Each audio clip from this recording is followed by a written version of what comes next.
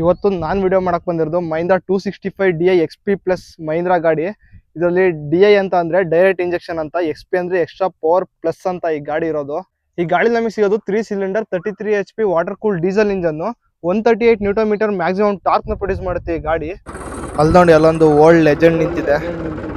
ಗಾಡಿ ಬಗ್ಗೆ ಏನು ಮಾತಾಡಂಗಿಲ್ಲ, ಇಂಜಿನ್ ಆಗಲಿ ಯಾಕಮ್ಮಾಗಲಿ ಯಾವುದೇ ಥರದ ಸಮಸ್ಯೆ ಇಲ್ಲ. ಗಾಡಿ ಒಳ್ಳೆ ಪಿಕಪ್ ಅದೇ, ಒಳ್ಳೆ ಮೈಲೇಜ್ ಬರುತ್ತದೆ. ಎರಡು ಕಾಲು ಲೀಟರ್ ಕುಡಿತದೆ ಗಂಟೆಗೆ ಅಷ್ಟೇ. ರೋಟ್ರಿಗಾನ ಹಾಕಿ ನೇಗ್ಲಿಗಾನ ಹಾಕಿ ರೋಡಲ್ಲಾನ ಓಡಿಸಿ 2ರಿಂದ 2.25 ಲೀಟ್ರ್ ಫಿಕ್ಸು. 5 ನೇಗ್ಲು ಹಾಕಿ ಹೊಡೆದ್ರೆ ಮಾತ್ರ 1/4 ಲೀಟ್ರ್ ಜಾಸ್ತಿ ಕುಡಿತದೆ. 2.5 ಲೀಟ್ರ್ 5 ನೇಗ್ಲು ಕುಡಿತದೆ. ಈ ಗಾಡಿ ನಮಗೆ ಸಿಗೋದು partial constant mesh gear box, 10 speed gear box ಸಿಗುತ್ತೆ. 8 ಫಾರ್ವರ್ಡ್ 2 ಬ್ಯಾಕ್ವರ್ಡ್ ಇರುತ್ತೆ. ಇದು ಎಕ್ಸ್ಟ್ರಾ ಗೇರು, ಇಂಜಿನ್ ರೇಂಜ್ ಕನ್ವರ್ಟರು. ಇಲ್ಲಿ ಹಿಂದ್ಗಡೆ ಮಾಡಿದ್ರೆ ಹೈ ಆಗುತ್ತೆ, ಕೆಳಗಡೆ ಇದು ಮಾಡಿದ್ರೆ ಲೋ ಆಗುತ್ತೆ. ನೋಡೋದಾದ್ರೆ ಡೀಸೆಲ್ ಪಂಪು, ಡೀಸೆಲ್ ಇಂಜೆಕ್ಟರ್ಸು ಮತ್ತೆ ಡೀಸೆಲ್ ಫಿಲ್ಟರ್ ಎಲ್ಲ ಬಾಷ್ ಕಂಪ್ನಿ ಯೂಸ್ ಮಾಡಿರೋದು. ಈ ಗಾಡಿಲಿ ಯೂಸ್ ಮಾಡಿರೋದು ELS ಇಂಜಿನ್ ಮತ್ತೆ direct injection technology. ELS engine ಅಂದ್ರೆ ಎಕ್ಸ್ಟ್ರಾ ಲಾಂಗ್ ಸ್ಟ್ರೋಕ್ ಅಂತ. ಇದರಿಂದ ಗಾಡಿ ಟಾರ್ಕ್ ಚೆನ್ನಾಗಿರುತ್ತೆ, ಪಿಕಪ್ ಚೆನ್ನಾಗಿರುತ್ತೆ, ಪವರ್ ಚೆನ್ನಾಗಿರುತ್ತೆ. ಮತ್ತೆ ಡೈರೆಕ್ಟ್ ಇಂಜೆಕ್ಷನ್ ಇಂದ ಎಲ್ಲರಿಗೂ ಗೊತ್ತಿರಂಗೆ ಫ್ಯೂಯಲ್ ಎಫಿಷಿಯನ್ಸಿ ಚೆನ್ನಾಗಿರುತ್ತೆ, ಒಳ್ಳೆ ಮೈಲೇಜ್ ಬರುತ್ತೆ ಗಾಡಿ. ಈ ಗಾಡಿ ನಮಗೆ ಸಿಗೋದು ಡ್ಯುಯಲ್ ಆಕ್ಟಿಂಗ್ ಪವರ್ ಸ್ಟೇರಿಂಗು. ಇದೇ ತರ ಆ ಕಡೆ ಸೈಡ್ ಸಿಲಿಂಡರ್ ನಾಬ್ ಇರುತ್ತೆ, 2 ಕಡೆನೂ ಪವರ್ ಇಂದ ಟರ್ನ್ ಆಗುತ್ತೆ. ಟರ್ನಿಂಗ್ ರೇಡಿಯಸ್ ಕೂಡ ಸಖತ್ತಾಗಿದೆ ಈ ಗಾಡಿಲಿ. ಇನ್ನೊಂದು ಏನಂತಂದ್ರೆ, ನಾನು ಮಹೀಂದ್ರ 575 4x4 ಗಾಡಿ ರಿವ್ಯೂ ಮಾಡಿದ್ದೆ ಯೋಟೆಕ್. ಅದ್ರಲ್ಲಿ ಏನಂದ್ರೆ ಅದರಲ್ಲಿ ಸಿಂಗಲ್ ಆಕ್ಟಿಂಗ್ ಪವರ್ ಸ್ಟೇರಿಂಗ್ ಕೊಟ್ಟಿದ್ದಾರೆ, ಆದ್ರೆ ಈ ಗಾಡಿಲೇ ಡ್ಯುಯಲ್ ಆಕ್ಟಿಂಗ್ ಪವರ್ ಸ್ಟೇರಿಂಗ್ ಕೊಟ್ಟಿದ್ದಾರೆ ಇದರಲ್ಲಿ. ಇನ್ನ ಕ್ಲಚ್ ಬಗ್ಗೆ ಮಾತಾಡಕ್ ಬಂದ್ರೆ ಸಿಂಗಲ್ ಕ್ಲಚ್ ಬರುತ್ತೆ ಈ ಗಾಡಿಲಿ. ಇದು ಇಂಜಿನ್ ಸ್ಟಾರ್ಟರು, ಇದು ಆಟೋಲೆಕ್ ಕಂಪ್ನಿ ಯೂಸ್ ಮಾಡಿರೋದಾರೆ. ಮತ್ತೆ ಆ ಸೈಡ್ ಡೈನಾಮೋ ಇರುತ್ತೆ, ಅದು ಕೂಡ ಆಟೋಲೆಕ್ ಕಂಪ್ನಿ ಯೂಸ್ ಮಾಡಿರೋದು ಈ ಗಾಡಿಲಿ. ಗಾಡಿ ನಮಗೆ ಸಿಗೋದು ಸಿಂಗಲ್ ಸ್ಪೀಡ್ PTO, ಅದು 540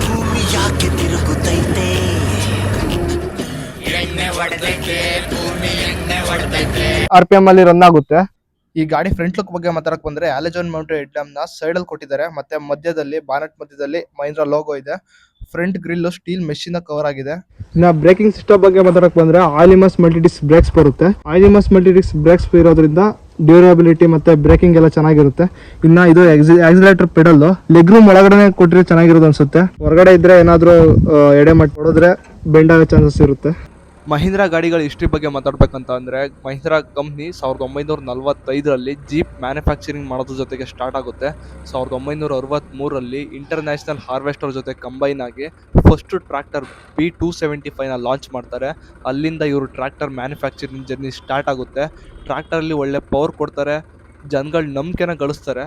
ನೆಕ್ಸ್ಟು ಅದೇ ಥರ ಕಂಪ್ನಿ ಚೆನ್ನಾಗಿ ಗ್ರೋತ್ ಆಗುತ್ತೆ. 2000ನೇ ಇಸ್ವಿಲಿ ಇದು ಗ್ಲೋಬಲ್ ಮಾರ್ಕೆಟ್ಗೆ ಎಂಟ್ರಿ ಕೊಡುತ್ತೆ. ಅಂದರೆ ಅಕ್ರಾಸ್ 40 ಕಂಟ್ರೀಸಲ್ಲಿ ಇದು ಸೇಲ್ಸ್ನ ಸ್ಟಾರ್ಟ್ ಮಾಡ್ತಾರೆ.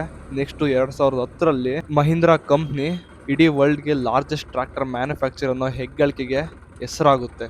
ಅದಕ್ಕೆ ಇವತ್ತಿಗೂ ಅದೇ ಸ್ಥಾನದಲ್ಲಿದೆ.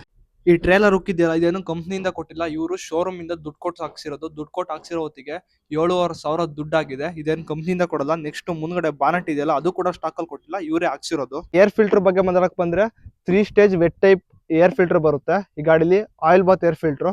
ಮತ್ತೆ ಇಲ್ಲಿ ಒಂದು ನಾಬ್ನ ಕೊಟ್ಟಿದ್ದಾರೆ. ಏನಾದ್ರು ಈಗ ಸೈಲೆನ್ಸರ್ ಎಕ್ಸಾಸ್ಟ್ ಸೈಡ್ ಅಲ್ಲಿ ಇದೆಯಲ್ಲ, ಇದೇನಾದ್ರು ನಾವು ಸ್ಟ್ರೈಟ್ ಮಾಡಿಸ್ತೀವಿ ಅಂದ್ರೆ ಹೊರಗಡೆನೂ ಮಾಡಿಸ್ಬೋದು, ಇಲ್ಲಾಂದ್ರೆ ಆಲ್ಟ್ರೇಷನ್ ಮಾಡಿಸ್ತೀವಿ ಅಂತಂದ್ರೆ ಇಲ್ಲೂ ಒಂದು ನಾಬ್ ಕೊಟ್ಟಿದ್ದಾರೆ. ಓಪನ್ ಮಾಡಿ ಇಲ್ಲೂ ಹಾಕ್ಸ್ಬೋದು ಸೈಲೆನ್ಸರ್ನ.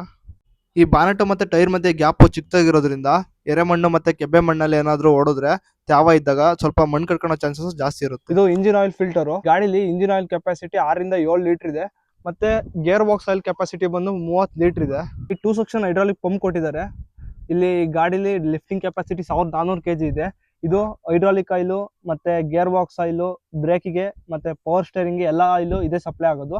ಅದಕ್ಕೆ ಒಂದೇ ಫಿಲ್ಟರ್ ಇಟ್ಟಿದ್ದಾರೆ. ಗೇರ್ ಬಾಕ್ಸ್ ಆಯಿಲಿಂದಲೇ ಎಲ್ಲ ಸಪ್ಲೈ ಆಗೋದು ಆಯಿಲ್ ಇದಕ್ಕೆ. ಗಾಡಿಲಿ ಫ್ರಂಟ್ ಆಕ್ಸಲ್ ಬೆಂಟ್ ಆಕ್ಸಲ್ ಬರುತ್ತೆ, ಸ್ಟ್ರೈಟ್ ಇಲ್ಲ. ಮತ್ತೆ ಏನಾದ್ರು ಈಗ ಅಡ್ಜಸ್ಟ್ ಮಾಡೋಕ್ಕಾಗಲ್ಲ, ಹೊರಗಡೆ ಒಳಗಡೆ ಅಡ್ಜಸ್ಟ್ ಮಾಡೋಕ್ಕಾಗಲ್ಲ, ಬೆಂಟ್ ಆಕ್ಸಲ್. ಮತ್ತೆ ಗಾಡಿ ಮುಂದ್ಗಡೆ ಜಾಸ್ತಿ ಹಾರಾಡ್ದೇನೆ ಇರಲಿ ಅಂತ ಮುಂದ್ಗಡೆ ವೆಯ್ಟ್ ಹಾಕಿದ್ದಾರೆ. ಈ ಗಾಡಿಲಿ 340 mm ಗ್ರೌಂಡ್ ಕ್ಲಿಯರೆನ್ಸ್ ಇದೆ. ಇದು ಹೈಡ್ರಾಲಿಕ್ ಲಿಫ್ಟಿಂಗ್ ಲಾಕು. ಇದನ್ನ ಲಾಕ್ ಮಾಡಿದ್ರೆ ಇಂಪ್ಲಿಮೆಂಟ್ಸ್ ಇದಾಳಲ್ಲ, ಈಗ ರೋಡಲ್ಲಿ ಹೋಗ್ಬೇಕಾದ್ರೆ ಇಂಪ್ಲಿಮೆಂಟ್ಸ್ ಹಾಕಿದೀವಿ, ಏನಾದ್ರು ಸೇಫ್ಟಿ ಬೇಕು ಅಂತ ಅಂದ್ರೆ ಆ ಥರ ಇಂಪ್ಲಿಮೆಂಟ್ಸ್ ಹಾಕಿದ್ದಾಗ ಈ ವಾಲ್ನ ಲಾಕ್ ಮಾಡಿದ್ರೆ ಒಳ್ಳೇದು. ಮಹೀಂದ್ರ 275 DI ಗಾಡಿ ಇದೆಯಲ್ಲ, ಸಿಮಿಲರ್ ಇಂಜಿನ್ ಈ ಗಾಡಿಲಿ ಯೂಸ್ ಮಾಡಿರೋದು. ಆದರೆ ಪವರ್ ಅಷ್ಟಿಲ್ಲ. ಈ ಗಾಡಿಲಿ ಪವರ್ 33 HP ಬರುತ್ತೆ.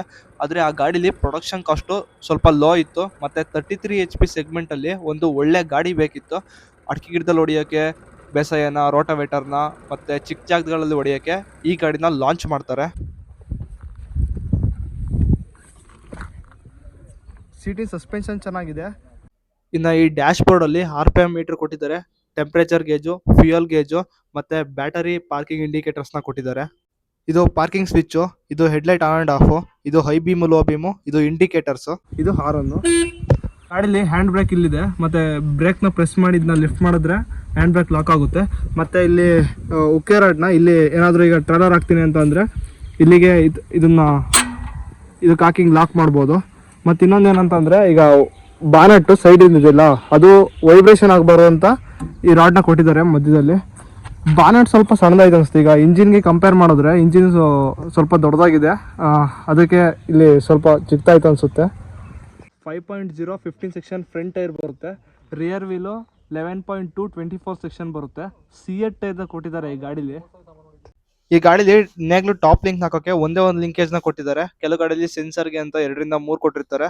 ಮತ್ತೆ ಇದು ಟ್ರಾಲರ್ಗೆ ಇಂಡಿಕೇಟರ್ಸ್ನ ಹಾಕೋಕೆ, ಏನಾದರೂ ಬ್ರೇಕ್ ಲೈಟ್ಸ್ ಎಲ್ಲ ಹಾಕೋಕೆ ಯೂಸ್ ಮಾಡ್ತಾರೆ. ಮತ್ತೆ ಇದು ಟ್ರಾಲರ್ ಲಿಫ್ಟಿಂಗ್ಗೆ ಯೂಸ್ ಮಾಡ್ತಾರೆ. ಫೋನ್ನ ಚಾರ್ಜ್ ಮಾಡ್ತೀನಿ ಅಂತಂದರೆ ಇಲ್ಲಿ 12 ವಾಟ್ ಚಾರ್ಜರ್ ಕೊಟ್ಟಿದ್ದಾರೆ. ಫೋನ್ನ ಇಡೋಕ್ಕೆ ಇಲ್ಲಿ ಇದನ್ನ ಪುಲ್ ಮಾಡಿ ಫೋನ್ನ ಇಟ್ಟು ಲಾಕ್ ಮಾಡಿದ್ರೆ ವೈಬ್ರೇಷನ್ ಆಗಲ್ಲ, ಫೋನು ಇಟ್ಬೋದು ಆರಾಮಾಗಿ. ಈ ಗಾಡಿ ನಮಗೆ ಸ್ಲೈಡಿಂಗ್ ಅಡ್ಜಸ್ಟಬಲ್ ಸೀಟ್ ಸಿಗುತ್ತೆ. ಇದನ್ನ ಪುಲ್ ಮಾಡಿ ಈಗ ಯಾವ ಥರ ಬೇಕಾದ್ರೂ ಅಡ್ಜಸ್ಟ್ ಮಾಡ್ಕೋಬೋದು ಸೀಟ್ನ. ಈ ಗಾಡೀಲಿ ಸೀಟ್ದು ಸಸ್ಪೆನ್ಷನ್ ಚೆನ್ನಾಗಿದೆ, ಆದರೆ ಸಿಟ್ಟಿಂಗ್ ಕಂಫರ್ಟ್ ಸ್ವಲ್ಪ ಕಡಿಮೆ ಇದೆ. ಏನಾದರೂ ರೋಡಲ್ಲಿ ಲೋಡ್ ಕ್ಯಾರಿ ಮಾಡ್ತಿದ್ರೆ ಗುಂಡಿಲಿ ಎತ್ತಾಕ್ದಾಗೆಲ್ಲ ಸ್ವಲ್ಪ ಮೈಕೈ ನೋವು ಜಾಸ್ತಿ ಆಗುತ್ತೆ. ಮತ್ತು ಬೇಸೆ ಹೊಡಿಬೇಕಾದ್ರೆ ಅನ್ಕಂಫರ್ಟ್ ಅಷ್ಟೇನು ಫೀಲ್ ಆಗಲ್ಲ. ವಿಡಿಯೋ ಇಷ್ಟ ಆಗಿದ್ರೆ ಚಾನಲ್ನ ಸಬ್ಸ್ಕ್ರೈಬ್ ಮಾಡಿ. ನೆಕ್ಸ್ಟ್ ವಿಡಿಯೋ ತನಕ ಕಾಯ್ತಾ ಇರಿ. ನಿಮ್ಮ ಮುಂದೆ ಇನ್ನೊಂದು ಟ್ರ್ಯಾಕ್ಟರ್ನ ತಗೊಬರ್ತೀನಿ. ನಾನಿರುವುದೇ ನಿಮಗಾಗಿ.